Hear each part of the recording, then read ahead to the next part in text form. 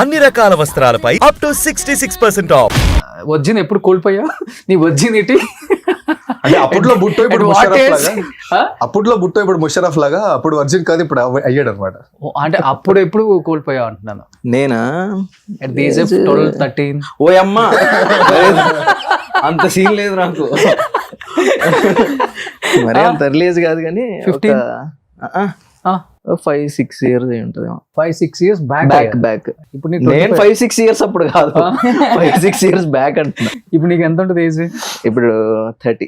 30. 29 to 30. 24. Okay 24 అప్పుడు. 24-25. ఇప్పుడు age తండ్రి అంటే ఓ మరీ చెప్తా ఉంటే దానికి 24 అని చెప్తాను. మీరు నమ్మట్లేదు. నార్త్ లేకపోతే సౌత్? నేను సౌత్ నుంచి అన్నా. వర్జినిటీ కోల్పోయింది సౌత్. సౌత్ నుంచేదా? ఓకే. నార్త్ ఎందుకు అన్నారు? మీరు ఎక్కువ అక్కడ ఉంటారు కదా. చచ్చలేదు. ఫస్ట్ మీరు ఇప్పుడు మ్యారేజ్ అయిపోయింది కదా? లేదన్నా ఇంకా అవ్వలేదు. సో రిలేషన్ లో ఉన్నారు. సో చెప్పారా ఫస్ట్ నా వర్జినిటీ పోయింది? చెప్పా. I'm not. చెప్పావు. ఓకే. ఈసారి ఇంకోసారి చెప్తే చెప్పు తీసుకుని కొడతానండి. ఓకే. కానీ ఈ మధ్య బాగా ఫేమస్ అయిపోయావు శ్రీహాన్. నువ్వు బయటికి కనిపించట్లేదు కానీ నీ పేరు బాగా ఫేమస్ అయిపోయింది. థ్యాంక్స్ అన్న. అంత హెచ్కేనా?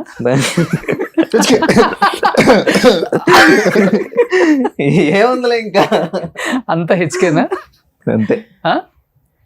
కానీ ఎవరం కూడా కావాలని తప్పు చేయం. డెఫినెట్ గా ఈ ఫీల్డ్ కి వచ్చిన తర్వాత ఎవరికైనా బ్రాండ్స్ ప్రమోషన్స్ వస్తాయి అండ్ అన్ని రకాల ప్రమోషన్స్ వస్తుంటాయి కాబట్టి సో మనీ మేకింగ్ డెఫినెట్ గా ఎవరికైనా ఇంపార్టెంట్ అనుకుంటాం కాబట్టి కొన్ని తెలిసి చేస్తాం, కొన్ని తెలియక చేస్తాం. నీ విషయానికి వస్తే తెలిసి చేసావా తెలియక చేసావా? అంత పెద్ద ఎత్తున వైజాగ్ లో హైదరాబాద్ లో సెలబ్రిటీస్ అందరిని పిలిచి పెద్ద హవా చేసి? నేను తెలిసే చేసాం. ఓకే. ఎందుకంటే మేము వెళ్ళినంత వరకు మేము చూసింది అయితే జెన్యూనిటీ మేము చూసాం. ఓకే.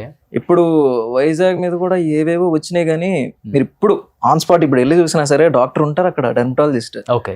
వాళ్ళకి శాలరీస్ పే చేసి డాక్టర్స్ ఉండగా లేరు అన్న ప్రచారం అవడం ఏమో మరి నాకు నచ్చలా. అది ఇదేంటంటారు, ఎదిగే చెట్టుకి ఎక్కువ రాళ్ళు అంటారు కదా, అలాగా.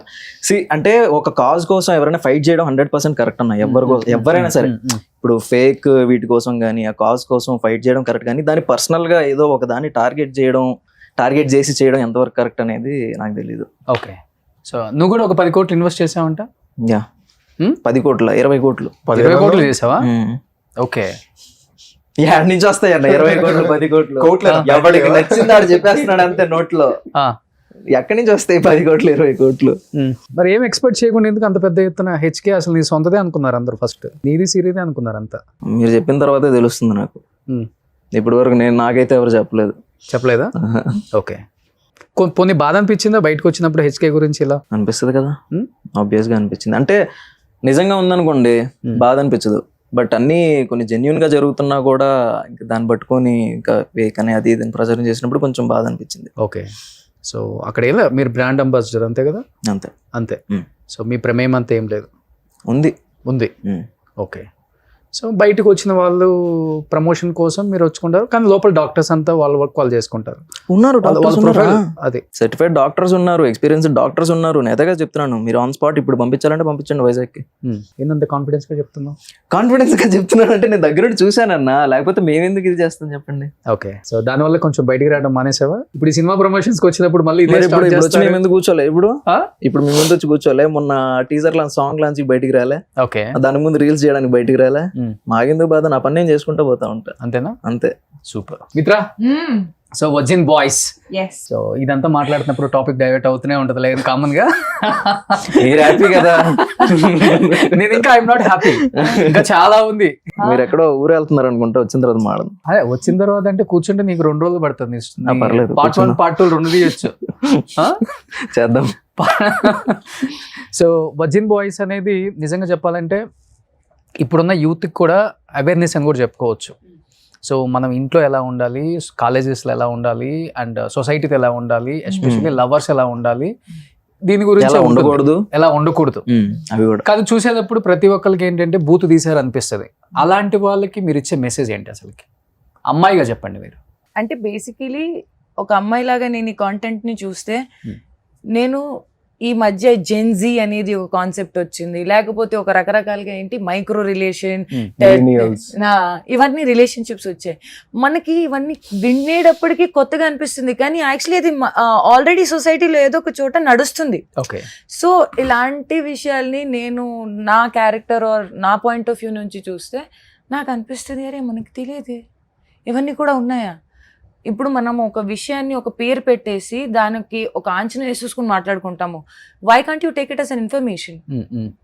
ఏదో ఒక రకంగా ఇంటిమేట్ ఇష్యూస్ కూడా important for society to know. ఇన్ఫర్మేషన్గా తీసుకోండి. దాన్ని ఆంచన వేసుకుని అరే ఇది వద్దు, ఇది తప్పు, ఇది మనం మాట్లాడుకోకూడదు కూడా అది జరుగుతున్నాయి కదా. మనకు జస్ట్ ఒక ఇన్ఫర్మేషన్ బ్యాక్గ్రౌండ్లో తీసుకుంటే as this also happens in society, ఇలా కూడా జరుగుతుంది. మనం అలా ఆలోచిస్తే అభిప్రాయం మారిస్తే అయిపోద్ది కదా. అవును, చాలు. ఓకే. సో ప్రతి అమ్మాయికి థియేటర్లో ఏ మూవీ చూసేటప్పుడైనా లేకపోతే ఇంట్లో ఏదో ఒక సినిమా చూసినప్పుడు మన క్యారెక్టర్కి చాలా మ్యాచ్ అవుతుంది. ఎస్ ఎస్ చాలా ఎమోషనల్ అవుతాం, మన స్ట్రగ్లింగ్స్ మనకి గుర్తొస్తుంటాయి, మన బ్యాడ్ ఫేస్ మనకి గుర్తొస్తుంటుంది. అలా మీకు ఒక సినిమాలో జరిగినట్టు లేకపోతే నిజంగా మీ రియల్ లైఫ్లో ఇది నా జీవితంలో జరిగి ఉండకూడదు కదా, ఎందుకు ఇలా జరిగింది, నా లైఫ్కి ఇలా అయింది అని బాగా ఏడ్చిన సందర్భాలు అంటే ఏమని చెప్తావు? Not one not twice, but I think కష్టాల్లో ఉండే మనుషులే మన మనుషులు. ఓకే, ఏడ్చిన సందర్భాలు 190 ఉంటాయి, కానీ దాని నుంచి మనకి బయటికి లాగిన మనుషులు మనం చూడాలి. చాలా మందికి మనం చేస్తాము, కానీ ఆ కష్టకాలంలో ఎవరైతే మనతో ఉంటారో those are the real people.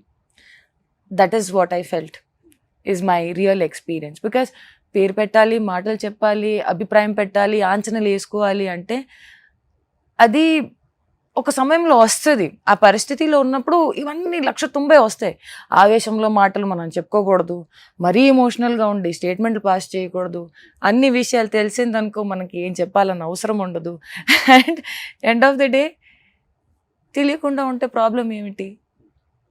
But end of the day it's hard to digest hard times. బాగా కష్టంగా ఉంటుంది ఆ పరిస్థితి మనం ఎదురిస్తే, కానీ ఆ పరిస్థితిలో కొంచెం అవగాహన ఉండి ఓకే బీ సైలెంట్, ఏం పర్లేదు, మనం దీని తర్వాత కూడా బతుకుతాము.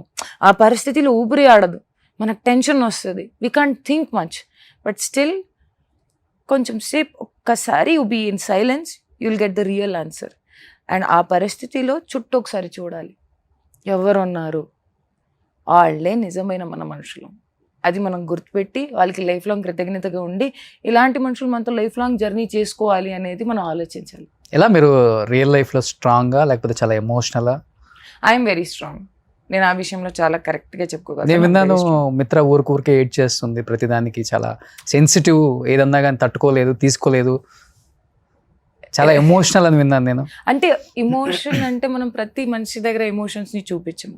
ఓకే, మనము ఎవరి దగ్గర అయితే మిత్ర ఎందుకు ఏడుస్తుంది, ఊరికే ఏడ్ చేస్తుందా లేకపోతే ఏదో పెద్ద ఉంటేనే కాదు. ఐ థింక్ నేను మన అనుకునే వాళ్ళ దగ్గరే నాకు నేను వ్యక్తిస్తాను అంతే.